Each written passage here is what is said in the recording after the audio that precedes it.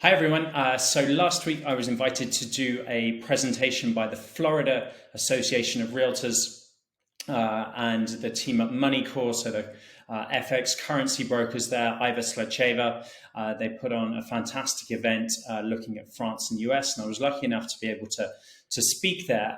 So I thought I would share the presentation and notes that I'd done there, give you a bit of idea and help and understanding about the differences between the two systems. Now, this all started one of my first deals as a buying agent advisor to US international buyer in Paris. And we're touring an apartment which they absolutely love. I mean, absolutely love it. Really demonstrative. One of those awkward moments where you're thinking, calm down, all my power of negotiation is just disappearing the more enthusiastic they get. But hey, it's a great thing anyway. And we came out the listing and they said, what do I need to do to secure this property? How much can I bid to beat all the competition? And I said, well, first things first, you cannot bid over list price. And they looked at me and they go, what do you mean? And I said, no, you can't bid over listing price. An asking price is an asking price. There's no best and final. There's no overbidding.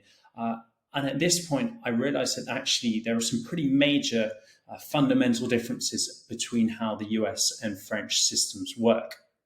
If you're watching this today, you are probably interested in buying a property in Paris, just curious about another culture. Maybe you're doing this on clients' behalves. And I wouldn't blame you. It's a fantastic place.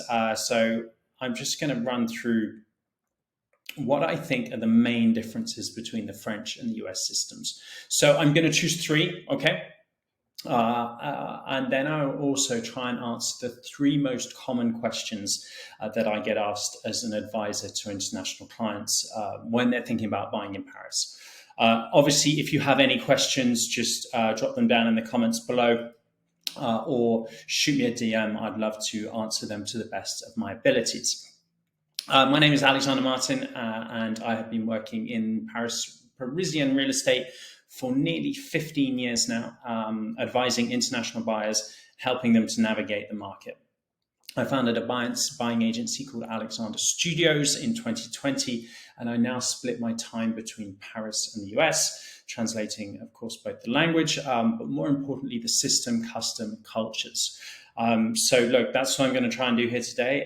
Let me know if you have any questions, of course. Right. Okay. Just move my head very quickly.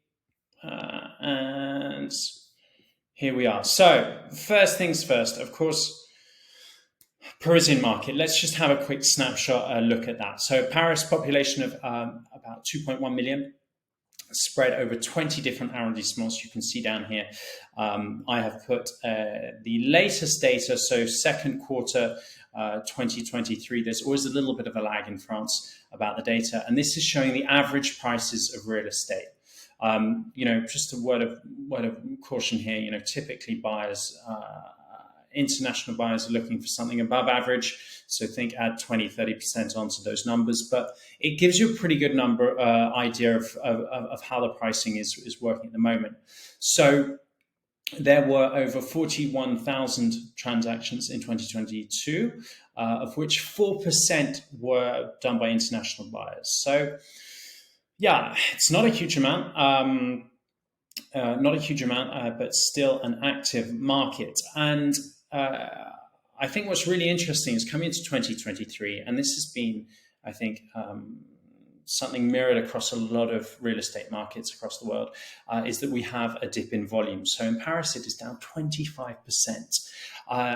The primary driver for this, of course, is the sudden rise in interest rates, which is causing the market to lock up, to stagnate a little bit as buyers' borrowing costs have soared, and sellers the option for upsizing or changing properties suddenly takes a bit more thought with all these additional costs on their mortgage. This said, it is still an active market, and particularly in the international market where we're getting buyers with often very, very strong dollar coming in, cash buyers. So it is an interesting market dynamic. Quick look at the pricing again. We are plus 260% over the last 20 years, plus 8.8 in the last 5 years. And the real big one here is that actually in the last 12 months, the prices have dropped by 4.4%. So we're really putting the brakes on in Paris. And it's not a market which has a huge amount of variance. It's generally a pretty stable market. So these are actually quite big numbers. And you can see the average prices. The average price around the city is just about 10,000 euros, from just under 9,000 to over 14,000 in the 6th arrondissement. When you start talking about the really high-end top properties, we are going 20,000 euros and above per meter squared. And that's really the metric that people think about. It's meter squared, meter squared, meter squared. So, important to keep that in mind when you start looking for a property. Okay, and what are we on to next? So, 3 main differences between the systems. Right. So, the first main difference is the one that we touched on before. That there is no overbidding. And many of you are just simply wowed by this, but an asking price is an asking price. And what does that mean? It means that cash offers are very strong, okay? Because you have to find that some way to differentiate. So obviously, if you're financing or not, are you buying cash? Then obviously that's much more attractive to a seller, right? It also means that the listing agent's work is valuable in terms of pricing a property. Now, pricing is fairly formulaic in Paris. Again, back to this idea of a meter squared. You've got the area, the buildings are all pretty similar. The apartments all have very similar characteristics in terms of sort of the basic blueprint, but then, you're looking at floor level, elevator, view, renovation, has there been some rehab, natural light, noise, all these things which then add on a variance there. But for the listing agent, it means it's really important to try and find that sweet spot where you price high enough that you're getting a few offers. You don't want too many because obviously, of course, you price too low. But it can't be too high that nobody comes through the door because, again, pricing is really formulaic in Paris. So people really stick to certain bands when they're looking for a property. So you really need to find that sweet spot. It does, of course, make it easier for buyers to budget. Right, so if you know that the maximum price you can pay for a property is X, then that's amazing, of course, because you don't have these situations where, you're going to add on 10, 20, 30% onto your purchase price. The really important thing to remember, though, is closing costs. They're pretty steep compared to the US. We're looking at about 7% on closing costs. The big difference, of course, and this is something that I say to clients time and time again, is that your running costs are much less than you would be used to in the US. So property tax, 0.1%. It's really nothing compared to what a lot of US states are paying. Obviously, there's a variation there. So the running costs are much lower. Of course, you then have condo fees as well, but it all really works out much cheaper generally, right? Of course. So the second big difference, in my opinion, only sellers are represented. So the concept of a buyer's agent is actually fairly uncommon. So in France, 1.1 million transactions last year, 19% done without any agent and 99% with only a listing agent. So you look at the US, where I think it's about 80% of Americans use a buyer's agent. There's about 1% of people who contract the services of someone such as ourselves, or the handful of buyer's agents. They're called apartment hunters, which I quite like in Paris, chasseurs d'appartements.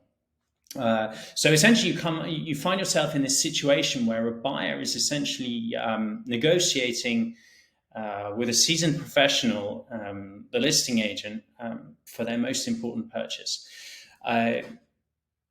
this, of course, on the face of it is not ideal, and I think it is something which is changing. But it also creates this conflict of interest for the listing agent, right? So, they're in this position where you're trying to get the deal done to get paid, but you're also trying to protect the interests of your client, who's the seller. So it's a kind of it is a bit of a gray area there, and I think that's really compounded by the fact that licensing requirements in France are really, really light. Now, there are two ways to get a license. Either you go through 2 years of pretty full-time education, right?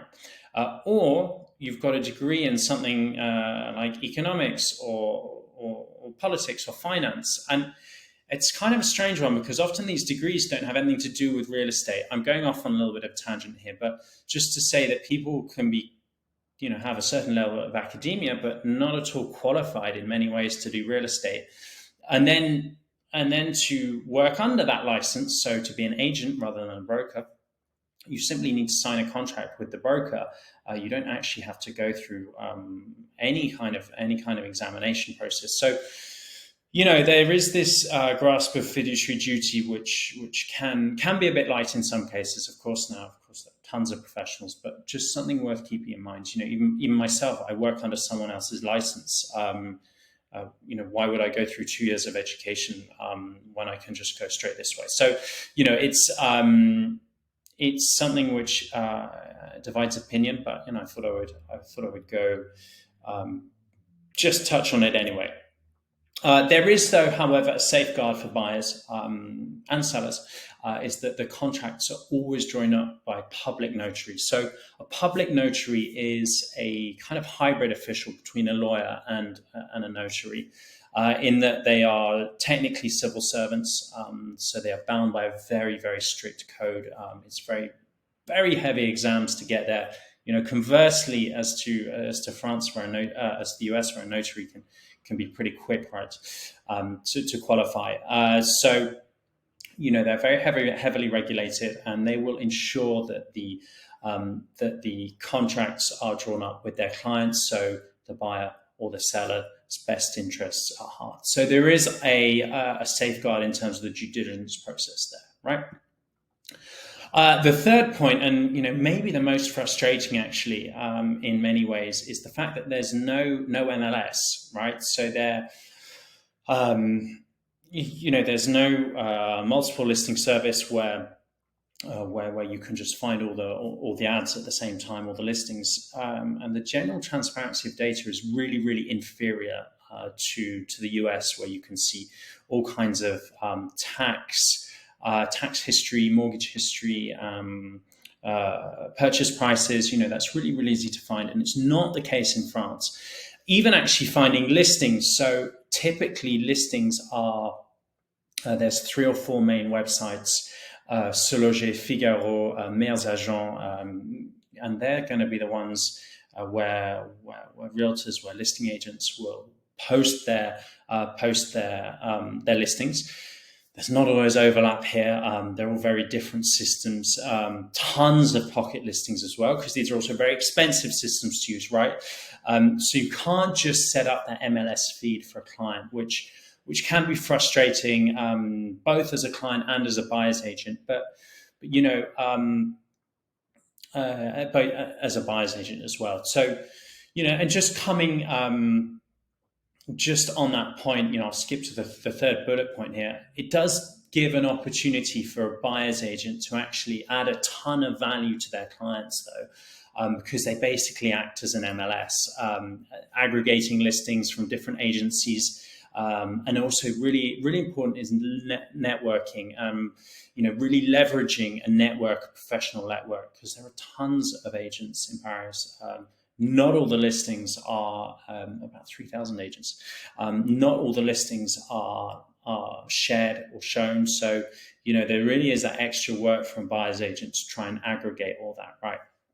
And it also makes it a little bit more difficult for the general buyer, in that if you go and see a listing agent, a typical, you walk into an agency in a Parisian street, they're only representing the seller's rights. So they can only show you what's in their portfolio. They'll only show you their listings.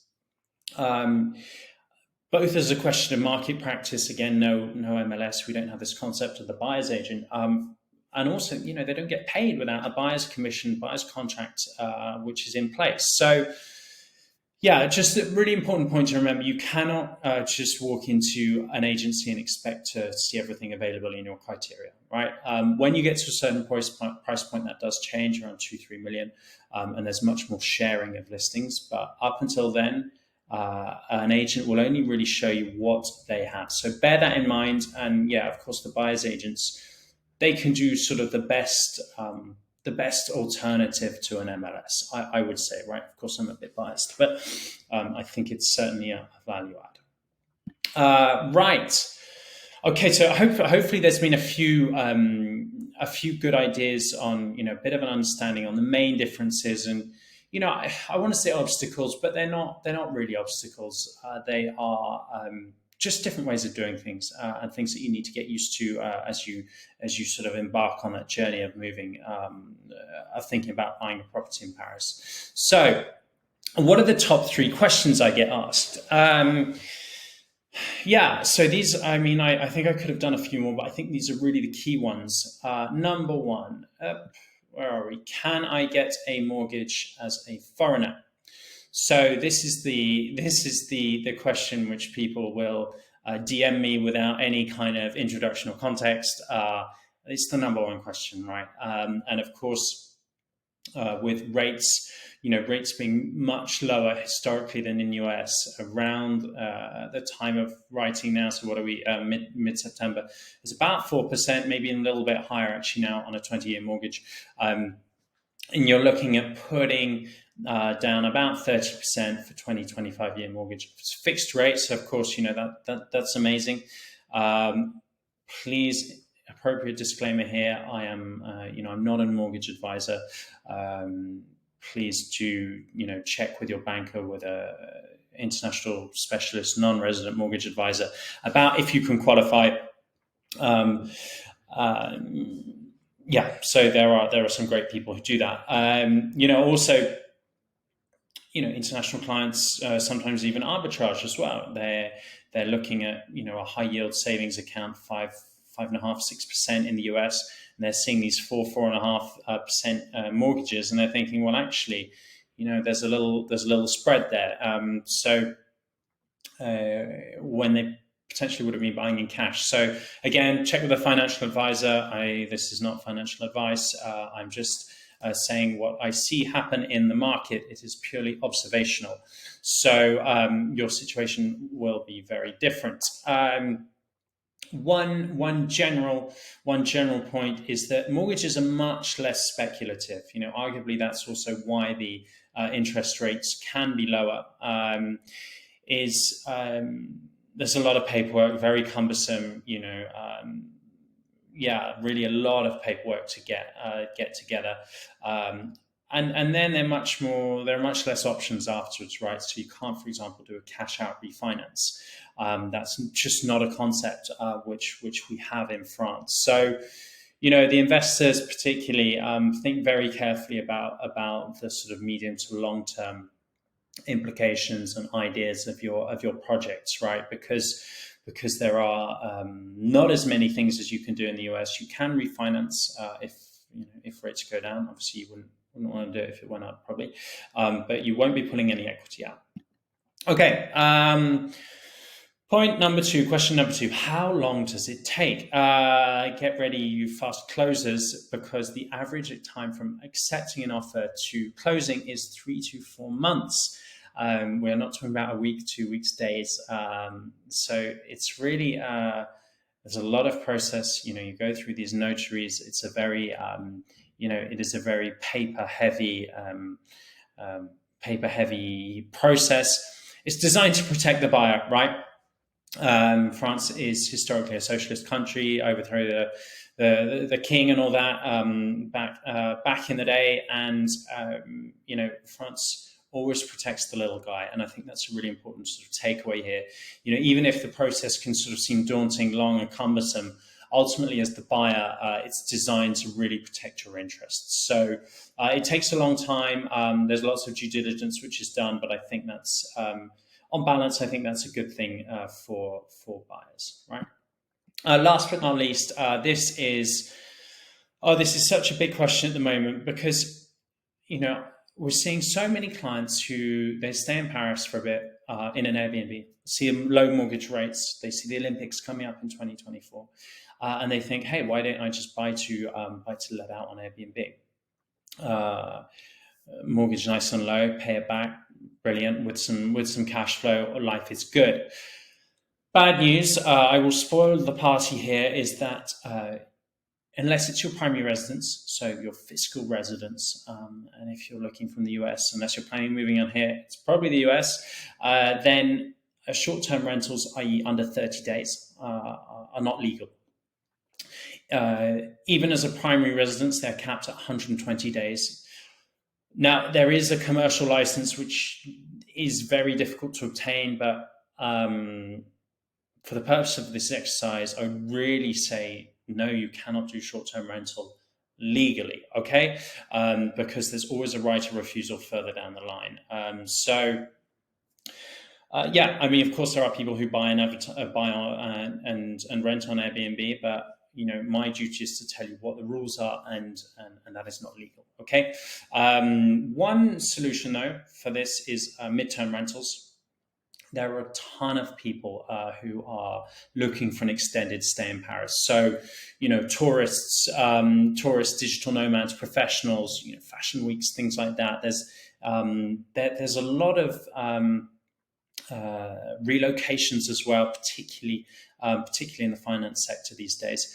And actually, these midterm rentals, which are not capped, right, as long as the stay is 30 days, after you're deducting the Airbnb fees, expenses, wear and tear, etc., actually the returns work out pretty well. So that's always something I like to recommend clients, and actually we've been having a lot of joy with. And there's some really good specialized agencies on those sort of midterm corporate rentals as well. Okay, so but it is all worth it. So France, look. Some of this probably feels a little bit daunting. Hang on. Some of this probably feels a little bit daunting. You have the key differences there, in my opinion, and the most frequent questions. But France is it's a fantastic place. Don't be put off, right? Ultimately, it is a market that functions very well. Okay, it offers a lot of protection to buyers.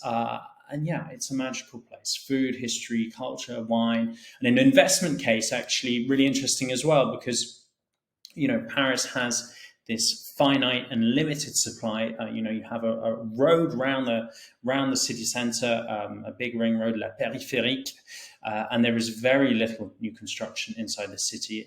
These old Haussmannian and pre-Haussmannian buildings, some of them several hundred years old, they're not tearing them down, they're not building anything higher. So there really is this kind of limited supply, which is a concept which I always come back to.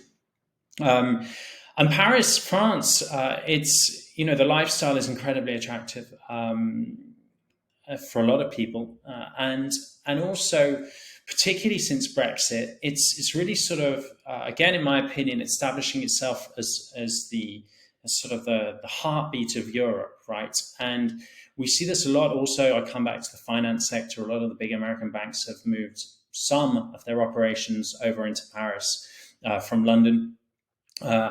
It's such a great transport hub as well, a really good network for getting around Europe. Clients also use it as a springboard to go to Italy, to Greece, travel Europe, right? It's a really good, Paris is a really good hub for that, and it really only getting better as well. Olympics coming in 2024, as I've mentioned, and there's some serious upgrade in the infrastructure, particularly in terms of the ease of access to airports. So I think investment case, really interesting, fantastic place to live, and of course the culture. I've put a little line on the bottom about the French love of a long holiday, particularly over the summer. So don't expect a reply to your email straight away, but the flip side of that is you will have a wonderful summer. Okay, well, thank you so much for listening, watching, whatever you're on. If you've enjoyed this, please subscribe, like, share, follow, all the good stuff. And if you have any more questions, DM me or check out my YouTube channel for more educational content about the Paris market. Thanks a lot, everyone. Merci. Au revoir.